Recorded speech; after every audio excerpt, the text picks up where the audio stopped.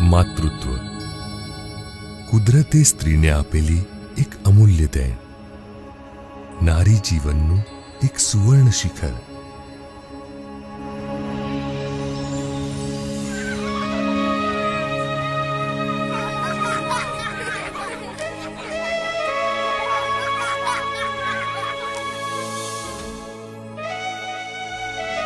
એક સપનું.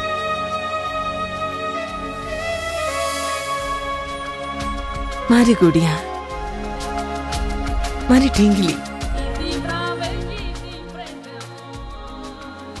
બિલકુલ આ ઢીંગલી જેવી જશે મારી ગુડિયા.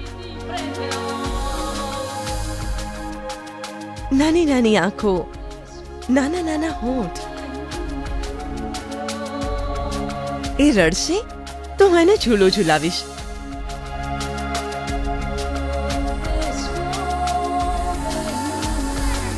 એની મુસ્કાનથી તો જાણે આખું ઘર ખીલી ઉઠશે.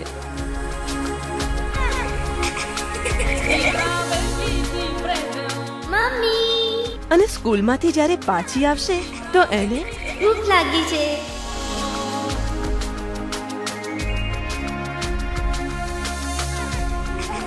એને ભણાવીશ, ગણાવીશ, પગભર બનાવીશ.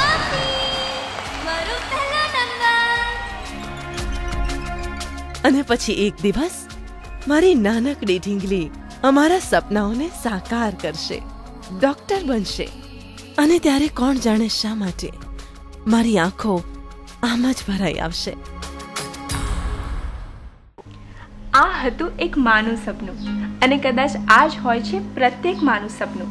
પરંતુ શું તમામ માતાઓના આ સપના સાકાર થાય છે ખરા? શું તમામ માતાઓને સ્વસ્થ માતૃત્વ અને સ્વસ્થ બાળકો પ્રાપ્ત થાય છે ખરા? નિરક્ષરતા, ગરીબી, બીમારી, અંધવિશ્વાસ, અજ્ઞાન, કુપોષણ, આવા અનેક પરિબળો કેટલી માતાઓના સપનાઓને રોળી નાખે છે.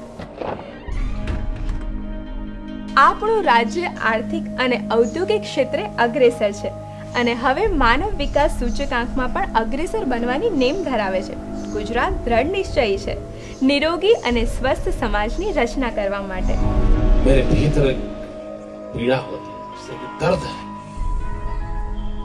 ये कैसा देश है कि 21वीं सदी में आज कोई मां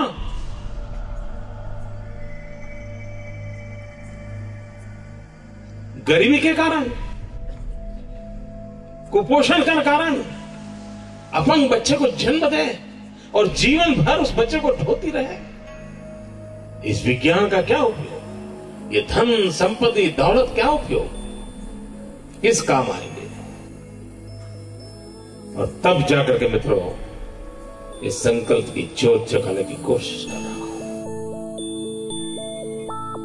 हर एक मानी आँखों मां छे जे शमणा, जे फूल खिल्या छे जगमा हमणा हमणा.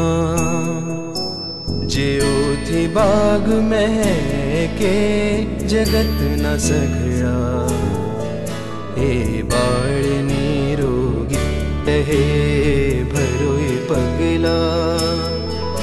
एक जीवनी जीवन दात्री छे जे जगमा, जे दुख लई सुखो आपे तमने बमणा. छोड़ीने सघड़ी चीर पुराणी भ्रमणा, हे मात निरोगी रहे भरोए पगला. હવે દૃઢ નિશ્ચય છે ગુજરાત નિરોગી બાળ નિરોગી માં. કરો સંકલ્પ મળીને આ નિરોગી રહે समाज. स्वच्छ गुजरात, स्वस्थ गुजरात, निरोगी गुजरात. निरोगी बाळ निरोगी बाळ निरोगी बने गुजरात. निरोगी बाळ निरोगी बाळ निरोगी बाळ निरोगी बाळ निरोगी बाळ निरोगी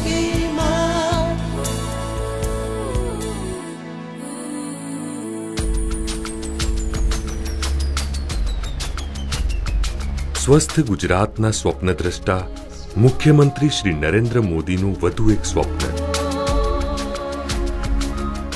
ગર્ભથી કિશોરાવસ્થા સુધી શિશુની અને માતાની સંપૂર્ણ સંભાળ.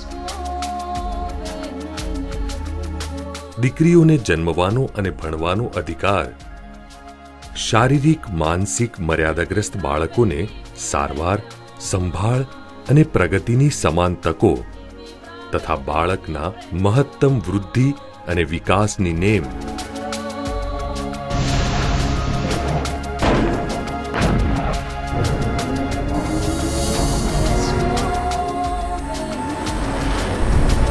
નિરોગી બાળ વર્ષ. હું પણ એક દીકરી છું અને આજે ભણી ગણીને એવા સ્થાને પહોંચી છું કે મારા મા બાપને મારી ઉપર ગર્વ થઈ શકે. મહાત્મા ગાંધી કહેતા હતા, એક દીકરો ભણે તો એક વ્યક્તિ ભણે છે, પણ જો એક દીકરી ભણે તો એક પરિવાર ભણે છે. અગર તો દીકરીને શિક્ષણ મળે તો સમગ્ર પરિવાર, અને મને તો ઘણી વાર લાગે બે પરિવાર. તો હવે સમજાય ને એક દીકરીને ભણાવવાની અગત્યતા. તો આજથી સંકલ્પ કરો કે તમે તમારી લાડકવાઈને ચોક્કસ ભણાવશો.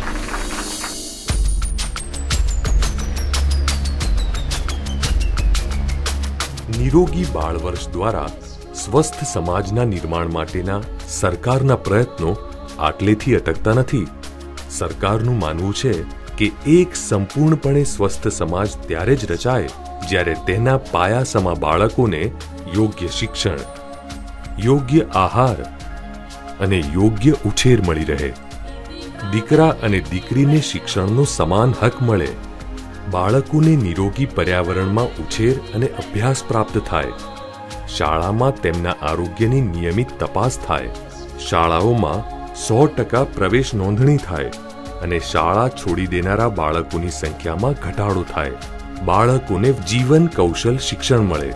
બાળકોના સર્વાંગી વિકાસ માટે શાળાઓમાં રમતગમત, યોગ, વ્યાયામ તેમજ વિવિધ સ્પર્ધાઓ વગેરેને પ્રોત્સાહન આપવામાં આવે તથા પ્રત્યેક ગામના સ્વસ્થ બાળકોને નિરોગી બાળ પુરસ્કાર આપવામાં આવે.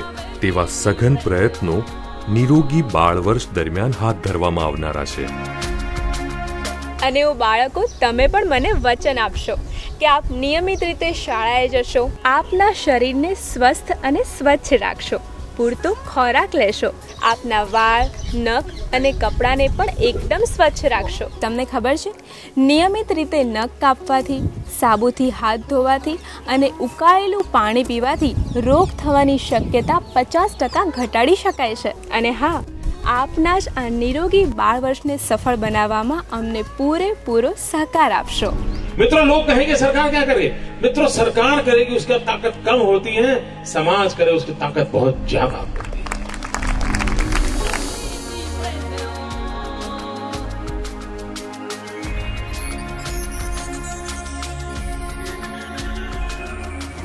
જોયું, આ છે મારી માં અને હું એની ઢીંગલી, જે હવે ડોક્ટર બની ગઈ છે. એનું સપનું તો સાકાર થયું, તમારું પણ ચોક્કસ થશે.